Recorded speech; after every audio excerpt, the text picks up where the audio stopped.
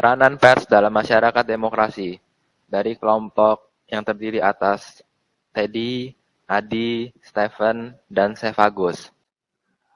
Pertama-tama, pengertian dari pers pada umumnya itu penerbitan yang berkaitan dengan media massa atau wartawan. Pers dapat juga merupakan lembaga sosial dan wahana komunikasi massa yang melaksanakan kegiatan jurnalistik, baik cetak maupun elektronik. Teori-teori tentang pers. Teori pers otoritarian. Teori ini menganggap negara sebagai ekspresi tertinggi dari organisasi kelompok manusia, mengungguli masyarakat dan individu.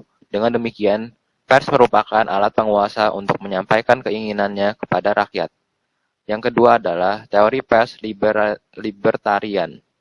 Teori ini menganggap bahwa pers merupakan sarana penyalur hati nurani rakyat untuk mengawasi dan menentukan sikap terhadap kebijakan pemerintah.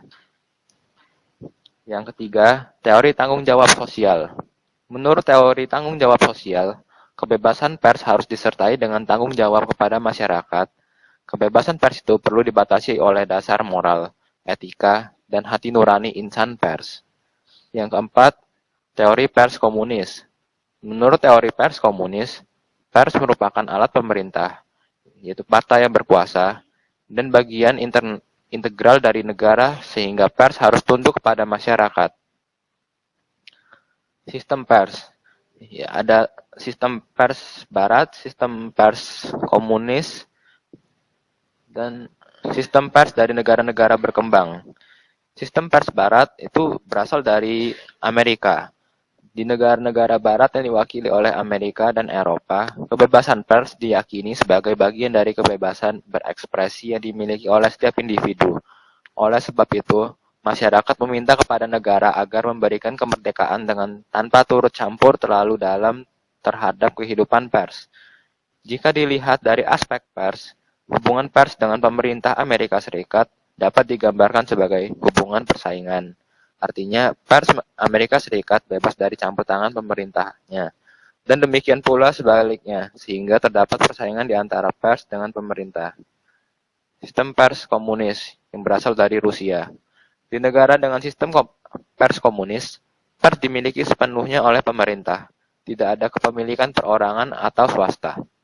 Pemerintah dan partai komunis menggunakan pers sebagai alat untuk mencapai tujuan-tujuannya, yaitu sebagai instrumen yang terintegrasi dengan kekuasaan pemerintah dan partai untuk kegiatan propaganda dan agitasi. Sistem pers yang berkembang di negara-negara berkembang. Ciri-ciri sistem persnya yaitu sistem persnya cenderung mengikuti sistem pers negara bekas penjajahnya. Yang kedua, pers di negara berkembang sampai saat ini berada dalam bentuk transisi, yaitu masih berusaha mencari bentuk yang tepat atau mencari identitas.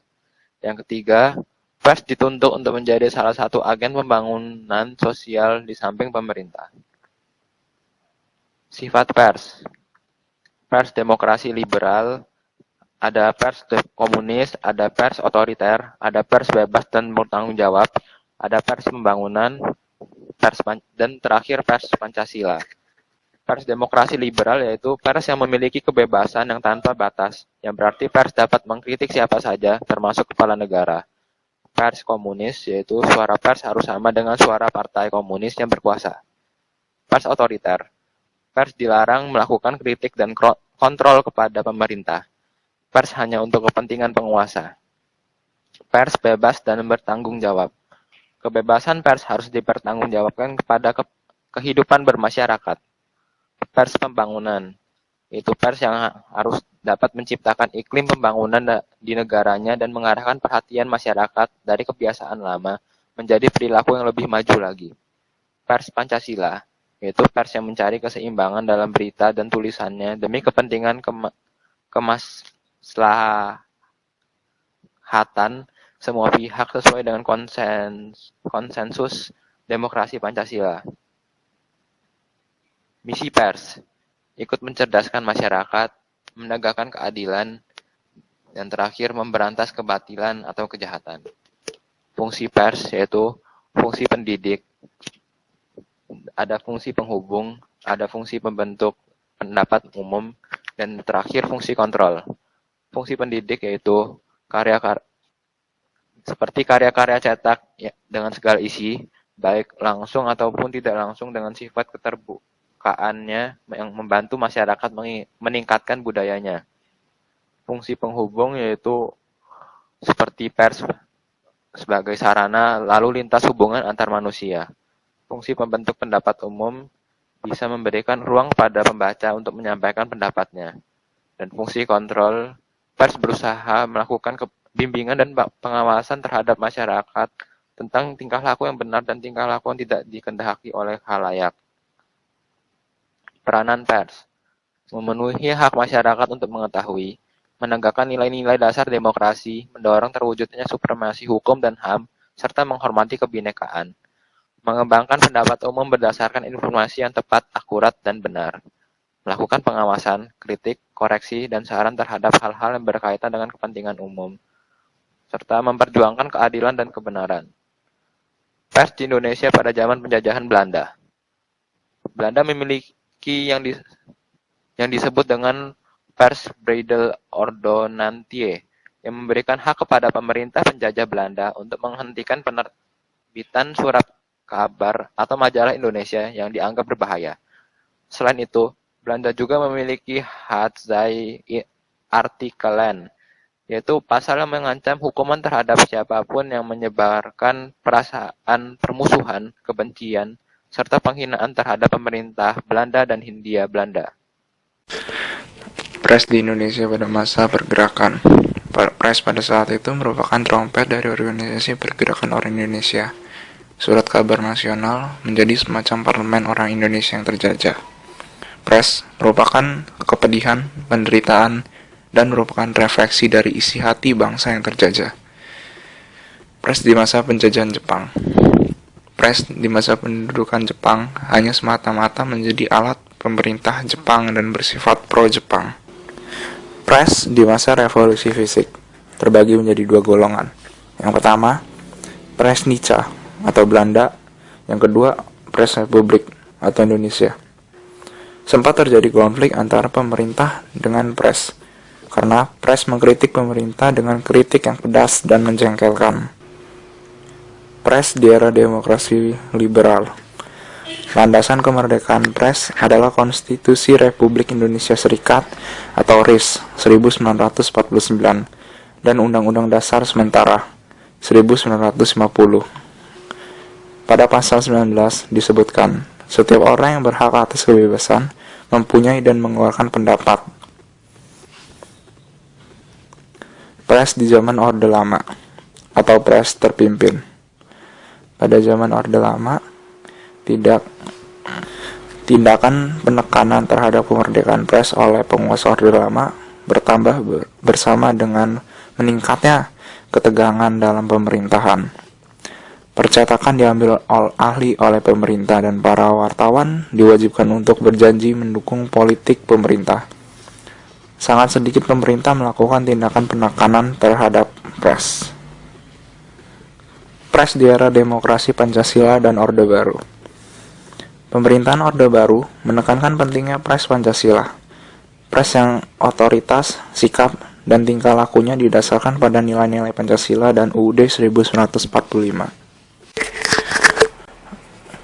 Pres di era reformasi. Pemerintahan membuat undang-undang pres yang baru, yang dengan tegas dijamin adanya kemerdekaan pres sebagai hak asasi warga negara. Dalam mempertanggungjawabkan pemberitaan di depan umum, wartawan mempunyai hak tolak. Tujuan hak tolak adalah agar wartawan dapat melindungi sumber informasi dengan cara menolak menyebutkan identitas sumber informasi. Hak tolak dapat dibatalkan demi kepentingan dan keselamatan negara atau ketertiban umum yang dinyatakan oleh pengadilan. Landasan hukum pres di Indonesia. Pres di Indonesia diatur dalam UUD Pres nomor 40 tahun 1999. Ini merupakan UU Pres yang baru, memuat berbagai perubahan sistem pres yang berdasarkan dari sistem pres sebelumnya. Hal ini dimaksudkan agar pres berfungsi secara maksimal seperti diamanatkan oleh pasal 28 UUD 1945. Kemerdekaan berserikat dan berkumpul mengeluarkan pikiran dengan lisan dan tulisan, dan sebagainya ditetapkan dalam undang-undang. Organisasi pers. Organisasi pers adalah organisasi wartawan dan organisasi perusahaan pers. Organisasi-organisasi tersebut memiliki latar belakang, sejarah, alur, perjuangan, dan penentu tata krama profesional yang merupakan etik masing-masing. PWI atau Persatuan Wartawan Indonesia yang lahir di Surakarta dalam kongres yang berlangsung tanggal 8 sampai 9 Februari 1946 dengan SPS atau Serikat Menerbitkan Surat Kabar yang lahir di Serambi, Kepatihan, Yogyakarta pada hari Sabtu tanggal 8 Juli 1946 merupakan komponen penting dalam pembinaan pers di Indonesia. Fungsi Dewan Pers: melindungi kemerdekaan pers dari campur tangan pihak lain, melakukan pengkajian untuk pengembangan pers, menetapkan dan mengawasi pelaksanaan kode etik jurnalis, memberikan pertimbangan dan mengupayakan penyelesaian pengaduan masyarakat atas kasus-kasus yang berhubungan dengan pemberitaan pers, mengembangkan komunikasi antar pers, masyarakat, dan pemerintah, menafsirkan organisasi-organisasi pers dalam menyusun peraturan di bidang pers dan meningkatkan kualitas profesional kewartawanan. Dan terakhir, mendata perusahaan pers. Anggota Dewan Pers yang terdiri dari wartawan yang dipilih oleh organisasi wartawan, pemimpin perusahaan pers yang dipilih oleh organisasi perusahaan pers, tokoh masyarakat yang dipilih oleh anggotanya, ketua dan wakil ketua Dewan Pers dipilih oleh anggotanya. Keanggotaan Dewan Pers sebagaimana yang dimaksud dalam ayat 3 pasal 15 ditetapkan oleh keputusan Presiden. Keanggotaan Dewan Pers berlaku untuk masa 3 tahun dan sesudah itu hanya dapat dipilih kembali untuk 1 periode berikutnya. Kode etik jurnalistik. Kode etik jurnalistik merupakan aturan mengenai perilaku dan pertimbangan moral yang harus dianut dan ditaati oleh media pers dalam siarannya.